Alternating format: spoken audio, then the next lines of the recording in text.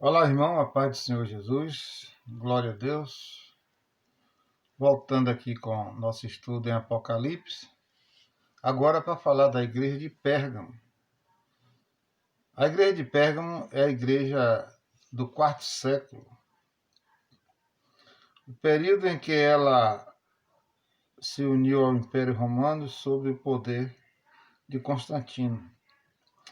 A palavra Pérgamo significa altura ou elevação. Em termos proféticos, Pérgamo representa a igreja do século V, o momento em que foi elevada à posição de religião oficial do Império. Constantino foi um imperador romano que se converteu ao cristianismo. Diz a tradição que certa vez, quando saía para a guerra, ele teve uma visão. Ao olhar para o céu, ele viu uma cruz e ouviu uma voz que lhe dizia: com este sinal vencerás. Constantino fez então da cruz o seu símbolo e mandou colocá-la no brasão e nos escudos de seus soldados. Tempos depois, o imperador ouviu falar de uma religião, de um certo Jesus que havia morrido crucificado. Essa seita tinha uma cruz como símbolo. Constantino entendeu que deveria fazer dessa religião a religião oficial do Império Romano.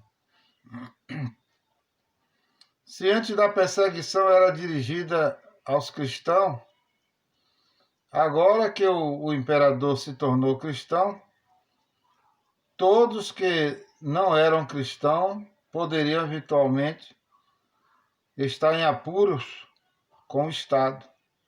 Assim, todos queriam participar da religião do imperador. Não havia espaço nas reuniões das igrejas para acumular tanta gente. O imperador ainda lançou uma espécie de incentivo religioso. Prometeu aos que entrassem para a igreja um pedaço de pão e uma roupa nova e algumas moedas de prata. É por essa razão que a igreja de Pérgamo significa casamento ou união. Pérgamo fala do dia em que a igreja se casou com o mundo. A revelação do Senhor, capítulo 2, versículo 12. Estas coisas dizem aquele que tem a espada afiada de 2 gumes. Apocalipse 2, verso 12. Por que uma espada? Porque ela é apta para separar. A espada do Senhor separa, divide alma e espírito, juntas e medulas, e distingue os pensamentos e intenções do coração. Hebreus 4, versículo 12. Essa espada é para separar a igreja do mundo. No verso 16, o Senhor diz que virá com a espada da sua boca para destruir as falsas doutrinas que infestaram essa igreja. Mensagem à igreja, capítulo 2, de 13 a 16. Conheço o lugar em que habita, onde está o trono de Satanás, e que conserva o meu nome e não negasse a minha fé. Ainda no dia de Antipas, minha testemunha, meu fiel, o qual foi morto entre vós, onde Satanás habita. Apocalipse 12, 13. A primeira coisa que o Senhor diz a esta igreja é que ela habita onde está o trono de Satanás e que não negou nem o nome e nem a fé. Verso 13. No cristianismo genuíno de Éfeso e Esmirna, não havia templos, mas a partir de Pérgamo, os templos se espalharam por todo o império. Para acompanhar a suntuosidade dos templos, os bispos e sacerdotes também tiveram que se adequar a essas mudanças. Antes viviam em extrema simplicidade, sobretudo por causa das perseguições das autoridades de Roma, ou das autoridades romanas. Agora, porém, com o imperador e a nobreza frequentando os cultos, não podiam mais se apresentar mal vestido e de sandália nos pés. O imperador mandou fazer-lhes roupas novas e ricamente paramentadas. E assim, a ostentação e a riqueza entraram no meio da igreja. Sua sede seria agora em Roma. Em Roma, com certeza, estava o trono de Satanás. Apesar de ter se casado com o mundo, havia algo de bom na igreja de Pérgamo. Mesmo sob a contaminação desse casamento ilegítimo, conservou o nome do Senhor e não negou a fé. Ali também houve um certo Antipas. Não há nenhum registro histórico ou bíblico de alguma pessoa prominente com esse nome. Por isso, mais uma vez concluímos que se trata de algo simbólico. Antipas significa aquele que é contra tudo. Seu nome é composto de anti, que significa contra, e paz, que significa tudo. Antipas não é aquele que está apenas a fim de contrariar, por ser uma fiel testemunha. É contra a influência do mundo, ficando sempre ao lado de Deus. Precisamos ser Antipas para sermos vencedores. Não existe nenhum vencedor que não seja Antipas. Há que se reconciliar e ser Antipas sem sermos antipáticos. Se a nossa maneira de viver não é contrária ao mundo, não somos vencedores. Ser vencedor na igreja de Pérgamo era ser Antipas. Como pastor, não quero elogio do mundo. Antes quero ser para o mundo aquela pessoa que fala o que ninguém quer falar. Não dá para ficar de bem com todo mundo o tempo todo. É preciso saber a hora de dizer sim e não, de apertar as mãos e de virar as costas, de concordar e de discordar. Se quisermos ser simpáticos o tempo todo com todo mundo, vamos terminar desagradando a Deus. Mas se quisermos agradar a Deus, teremos que assumir Antipas como a nossa identidade. Caso contrário, corremos o risco de tornarmos-nos como Pérgamo, a igreja que se casou com o mundo. Cuidado com o estilo de vida duplo. Uma na igreja e outro lá fora. Cuidado com aqueles que dizem negócios são negócios, igreja à parte. Cuidado com aqueles cuja vida espiritual é apenas um lazer de final de semana. Tais pessoas precisam ter um encontro com Deus. Na vida de um cristão, a palavra de Deus deve permear tudo: casamento, criação de filhos, negócios, relações com empregado, escola, vida social. Até o trânsito melhora nas ruas quando numa cidade existem crentes vencedores que põe em prática os princípios da palavra de Deus. Tem, todavia, contra ti algumas coisas, pois que tens aí os que sustentam a doutrina de Balaão, o que ensinava a Balaão a armar cilada diante dos filhos de Israel, para comeres coisas sacrificadas aos ídolos e praticar a prostituição. Apocalipse 2, versículo 14. Quem era Balaão? Era um profeta pagão, nascido na Mesopotamia. Esse misterioso profeta surgiu no cenário bíblico justamente quando o povo de Israel vinha pelo deserto a caminho de Canaã.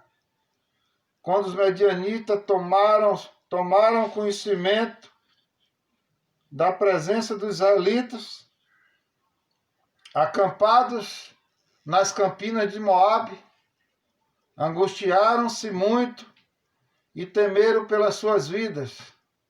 E Balaque, rei dos medianitas, enviou mensageiro a Balaão, oferecendo-lhe honrarias e dinheiro para que viesse a amaldiçoar Israel. Número 22, 5 a 6. Quando o profeta estava a caminho montado numa mula, Deus enviou um anjo com uma espada desembainhada para interceptá-lo. Balaão, porém, não viu o anjo, mas a mula, vendo, desviou-se 2 vezes do caminho, deixando o profeta irritado a ponto de espancá-la. Mais à frente, onde a trilha era estreita e não havia jeito de se desviar nem para a direita nem para a esquerda, a mula empacou e deitou-se. E mais uma vez Balaão, irado, a espancou. Foi então que o anjo do Senhor abriu a boca da jumenta, e ela perguntou ao profeta por que razão a havia espancado.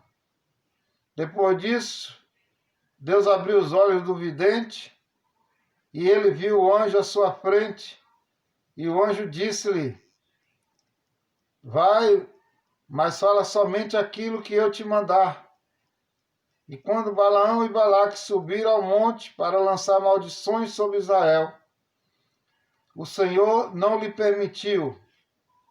Por 3 vezes Balaão tentou amaldiçoar Israel, mas foi impedido pelo Senhor.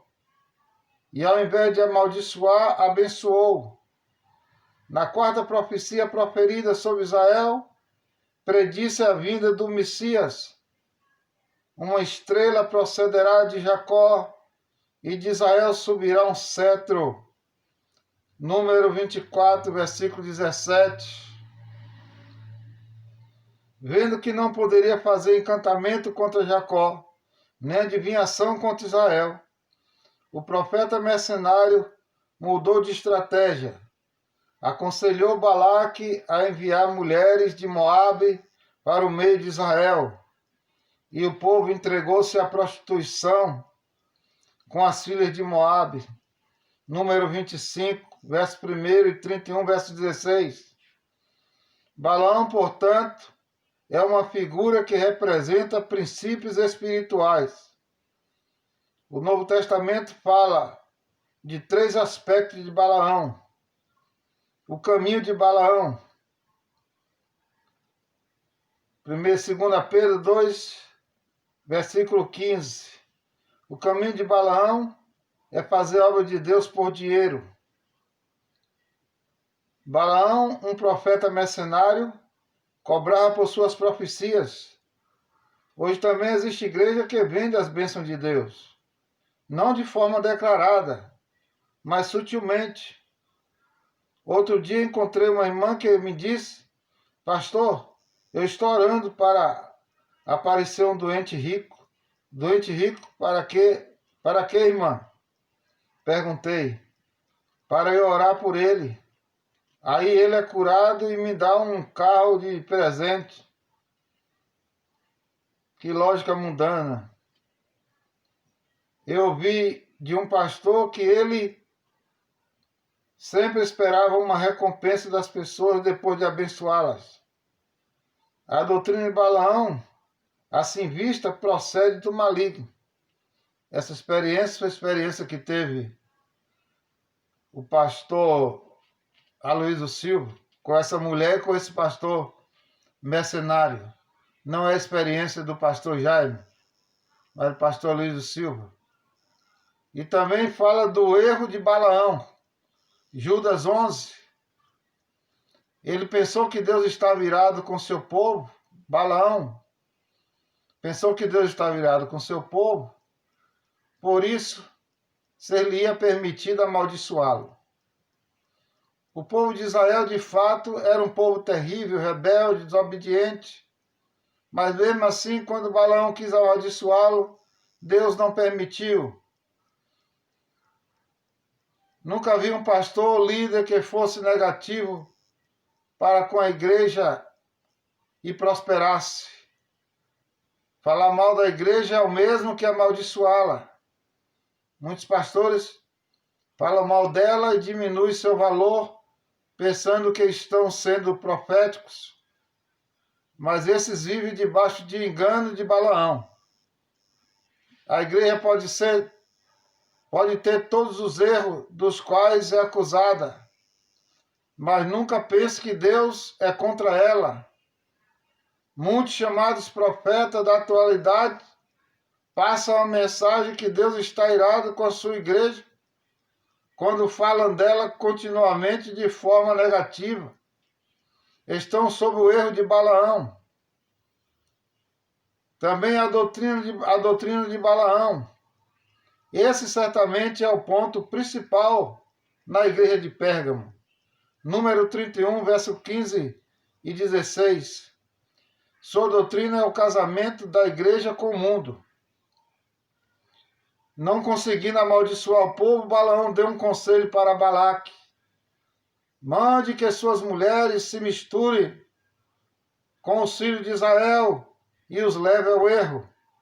Número 31, 15 a 17. O conselho de Balaão trouxe prostituição e idolatria para dentro de Israel e provocou uma praga entre o povo, causando a morte de 24.000 pessoas. Número 25, versículo 9. A doutrina de Balaão incentiva a queda de toda separação entre a igreja e o mundo. Deixa de estresse, deixa de ser antipas, aconselham os seguidores de Abraão. Além da doutrina de Abraão, havia em Pérgamo aqueles que sustentavam a doutrina dos nicolaítas. Mais uma vez o Senhor trata da questão dos nicolaítas dentro da igreja. Em Éfeso, existia obras dos nicolaítas, mas aqui em Pérgamo, ela se transformou em doutrina. Houve um avanço. O que antes era apenas um comportamento, agora se tornou uma ideologia. O fato de os nicolaítas aparecerem nesse contexto, unidos aos que praticam a doutrina de Balaão, mostra-nos o segmento de um tipo de clero mercenário. Nesses dias em que muitos se tornaram até donos da igreja, não é difícil entender como elas podem se unir. A advertência do Senhor é que ele virá para pelejar com a espada da sua boca. Isso se refere ao julgamento de Cristo por meio da verdade da sua palavra. A recompensa do vencedor. 2:17, capítulo 2, versículo 17 de Apocalipse. Ao vencer, dar-lhe-ei o maná escondido, bem como lhe darei uma pedrinha branca, e sobre essa pedrinha escrito um nome novo, o qual ninguém conhece, exceto aquele que o recebe. Apocalipse 2:17. O maná escondido é o maná que estava dentro da arca do tabernáculo. Sabemos que somente o sumo sacerdote podia entrar no Santo dos Santos mas nem ele podia comer desse maná. A promessa de comê-lo fala, portanto, de um privilégio ainda maior. É uma comunhão íntima com Jesus. A palavra de Deus, ou na palavra de Deus, pedra é para edificação. Quando Jacó dormia no caminho para Harã, ele teve um sonho da escada que ligava a terra ao céu. Ao acordar, pegou a pedra que tinha feito de travesseiro, derramou óleo sobre ela e chamou aquele lugar de Betel, que quer dizer Casa de Deus. Gênesis 28, de 10 a 19. Jesus disse que edificaria a sua igreja sobre a pedra, e o próprio Pedro diz que somos pedras vivas para a edificação da casa de Deus. 1 Pedro 2,5. O maná escondido visa transformar-nos nessa pedra de edificação com um novo nome escrito. Aleluia! Receber um novo nome significa mudança de vida. A base para sermos úteis na edificação é a mudança de vida, de nome. Essa mudança de vida ocorre justamente quando comemos do maná escondido, que muda a nossa constituição para pedras vivas. Diz a história que nas votações na democracia grega era usada uma pedra branca com o nome de cada candidato. Sendo assim, poder-se-ia dizer que a pedra com nosso nome escrito aponta para o fato de sermos eleitos e escolhidos pelo Senhor. Aleluia! Glória a Deus, Deus seja louvado. Voltaremos em outro vídeo em nome de Jesus com a igreja de Tiatira. Deus te abençoe, meu irmão, em nome de Jesus. Aleluia!